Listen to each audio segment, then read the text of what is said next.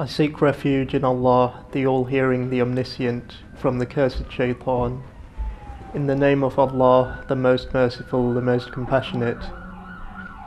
Praise be to Allah, Lord of all worlds, and blessings and peace upon His noblest messenger Muhammad and upon his holy household. As you will recall, in the last episode we were discussing the meaning of the word shafa'ah, which is most often used to mean intercession, and looking at some of the differences between the Arabic meaning and the English meaning. You will recall that shafa'ah is used in the sense of to become united with, or to unite, or to rally, or join forces, or to draw a crowd together, be closely packed, to be joined, as mentioned, united or combined with, to unite or join forces with, to be added, to be annexed. And so you'll see that there is some slight difference between the Arabic meaning there and the English word intercession, because the word intercession in English comes from a slightly different source. It comes from the word inter, meaning between, and cedere, meaning to go. So it's a sense of go between or intervene, which is slightly different then from uniting or standing as a united front. The Imam or the Prophet stands with us, say shoulder to shoulder with us, and helps us to negotiate our way to heaven. Studies then move on to the ordinary meaning. Once they've discussed the dictionary meaning of the word shafa'ah, they tend to move on to the technical meaning of the word, looking at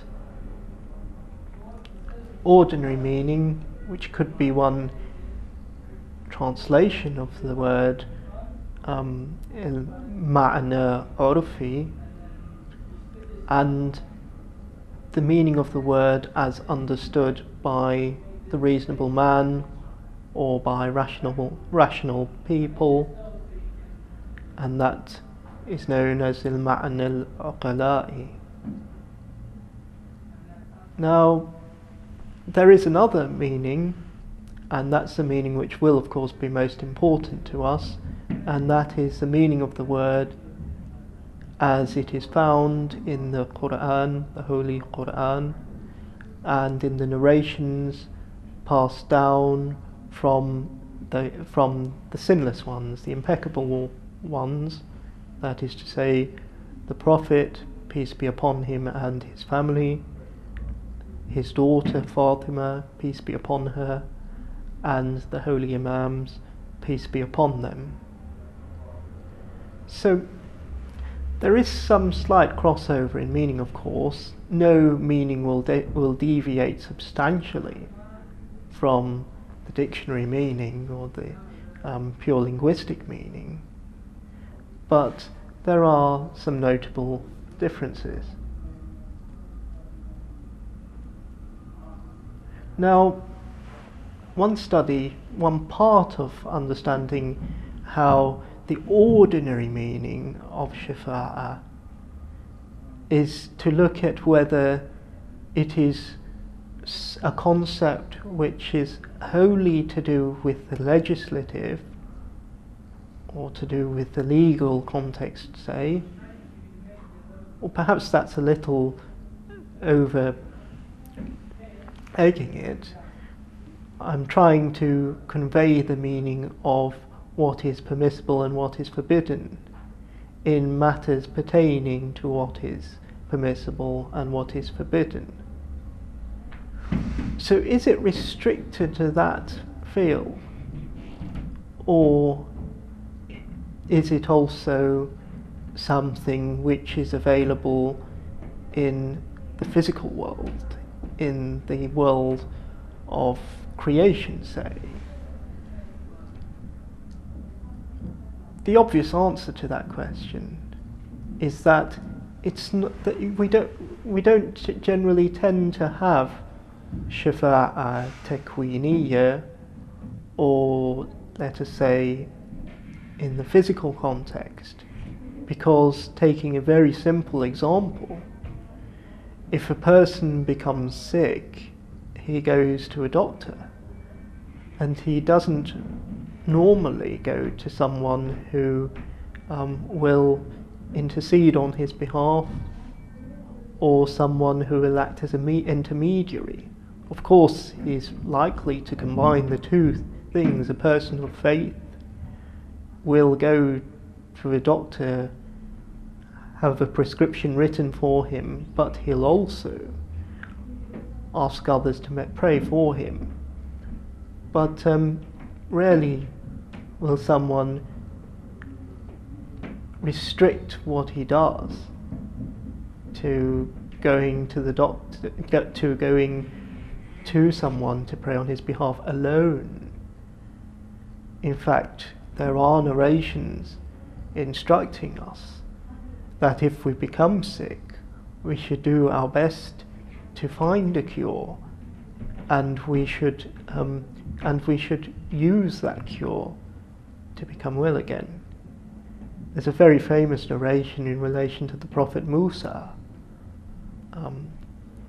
and I shall come back to that. Another simple example used by those who have written about intercession or written about shafa'a is that of a person who becomes thirsty.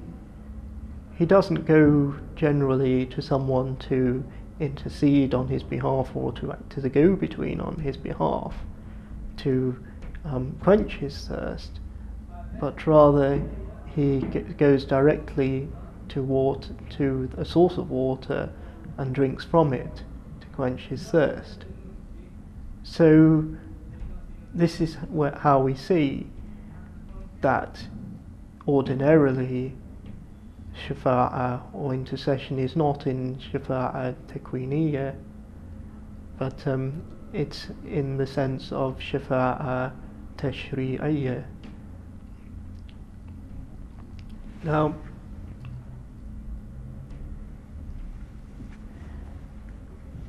as for intercession in its ordinary sense in society, say, here we see some meeting of minds, for want of a better expression, between the Arabic linguistic meaning and the English linguistic meaning, that is to say, the Arabic meaning of shafa'a and the English meaning of intercession. Because throughout society we find examples of people who, for example, who say get into a spot of legal trouble and then look for someone, whether it's a relative or a person of status within society, to speak on their behalf to the judge, or to put it more eloquently, they look for character witnesses to appear on their behalf, to persuade the judge that the sentence should be lessened, or that the judge should rule on that person in that person's favour, or many other examples of that sort. So we see this is a concept which is widely used in ordinary life. Next, though, we move on to the important sense of it, that of intercession or intervention in obtaining divine punishment and pushing away divine, and in pushing away divine punishment and gathering together or gathering to oneself divine reward.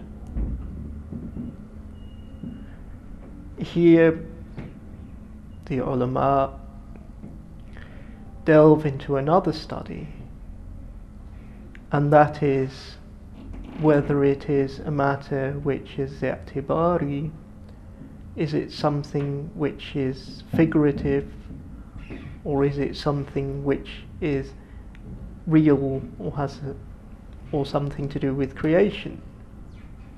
Now, in a religious context, there is, of course, a reality to punishment and reward. There is true physical pain in the punishment to be expected by those who are doomed to the hellfire, and there is great pleasure to be experienced by those who will go to heaven. And so, in contrast to the ordinary usage of intercession, the religious usage does include shafa'a takwiniyya, that pertaining to the physical and to the world of creation.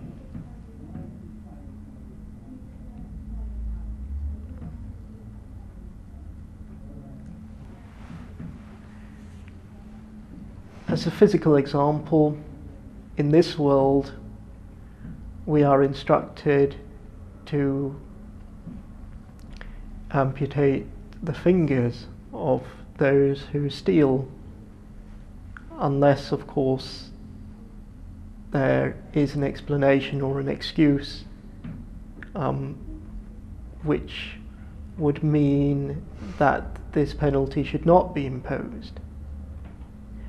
And the late Marja, the Grand Ayatollah Sayyid Muhammad Shirazi, in his book, his monumental book, the Encyclopedia of Jurisprudence or Fiqh, which comprises some 150 volumes, in that set he studies in great depth the many conditions which have to be fulfilled in order for one of these penalties to be imposed.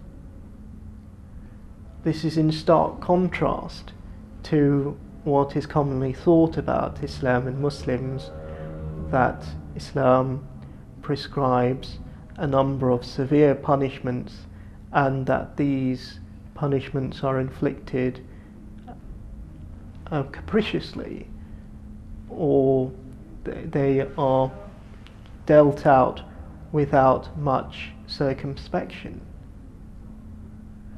Now, what the Sayyid shows us is that there are so many conditions which have to be fulfilled. I think some 50 conditions which have to be fulfilled in order for this penalty to be carried out, which only goes to show just how rarely these penalties will be carried out in actual fact. And similarly, very sincere repentance is a way to be excused of such a penalty. That is, I've deviated from the subject a little, but it was, I thought, an important point to make, in relation to penalties.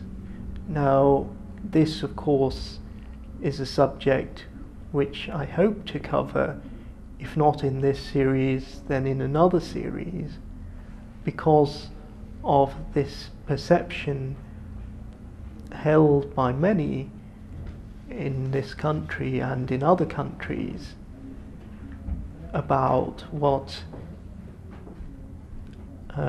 many perceive to be draconian punishments,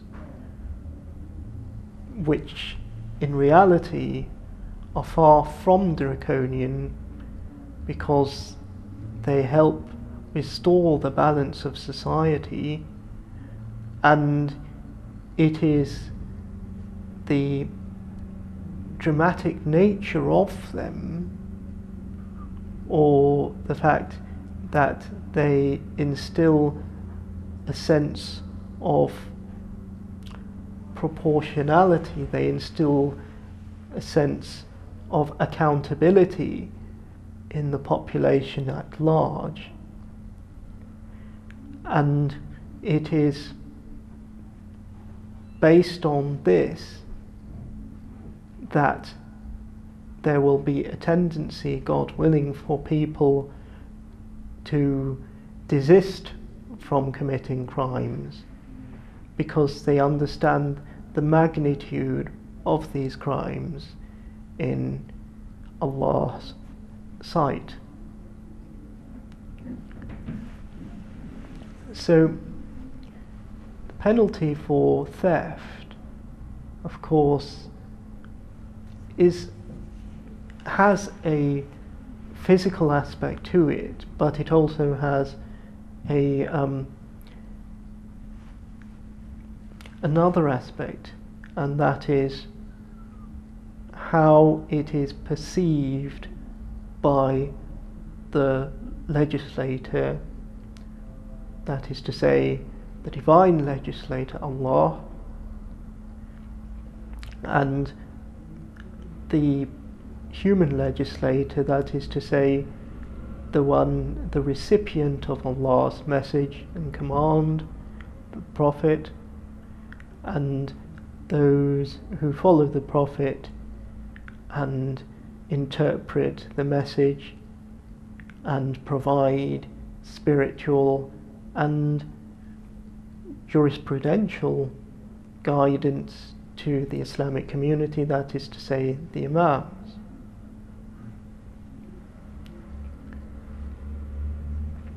So there are some differences then between intercession according to the different perspectives, that is to say, the ordinary meaning of the word, the religious meaning of the word, and as mentioned, the ordinary meaning is split into 2 or 3 groups, that of those who have and respect the law, and those who do not have levels in their society, and who simply use intercession as a way to obtain a benefit or to push away a detriment. So, what will be the main focus of the study to come? Will it be that of the figurative senses of intercession, or will it be focused more on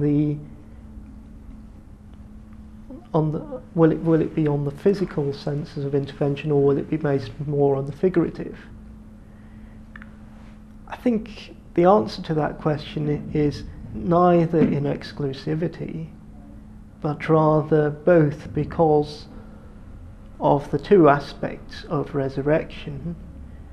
resurrection is physical, and there are some figurative aspects to it. There are some spiritual aspects to it, and so we have to explore both of these in equal measure. Now, is it simply a matter of someone whose behaviour has fallen short of the mark attempting to negotiate his way out of a sticky situation? Or is it more than that? Are there societal benefits of instructing us or recommending intercession for us? And this is a point I touched upon in the previous episode. I mentioned, as you will recall, that intercession, encouraging intercession, is a way in which the Almighty pushes us. I say pushes us, but it sounds rather harsh, that. But he steers us towards our spiritual guide in the Imam, or rather our spiritual guides in all the Imams, because our belief is not simply, it's not just in the Imam of our time, but it's in all of the Imams. All of the Imams are objects of devotion for us. We love all our Imams, and we are loyal to all of them, loyal to the memory of those who passed before and became martyrs, and we try to strengthen the link with the Imam of our time. May Allah hasten his reappearance.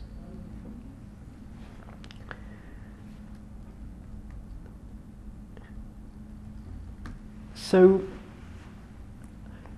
a related concept is that of divine justice. Can it be said that the concept of intercession is at odds with that of divine justice? How is it that a wise creator, wise ruler, wise divinity, on the one hand instructs us how to behave, what laws to follow, what acts to avoid, and yet on the other hand would seem to allow a very disobedient person, I'm speaking hypothetically of course, who has all the good intentions in the world but sins, shall we say, habitually? How could it be that a wise creator could allow such a person to negotiate his way out of a difficult situation through intercession? Again, I touched upon this point in the previous episode, again very briefly, and you'll recall that there are certain conditions which have to be fulfilled in order for a person to benefit from intercession. And this, of course, will be a very important part of the study as a whole. We will pause at this point, and praise be to Allah, Master of all worlds, and blessings and peace be upon his Prophet and the Prophet's holy household.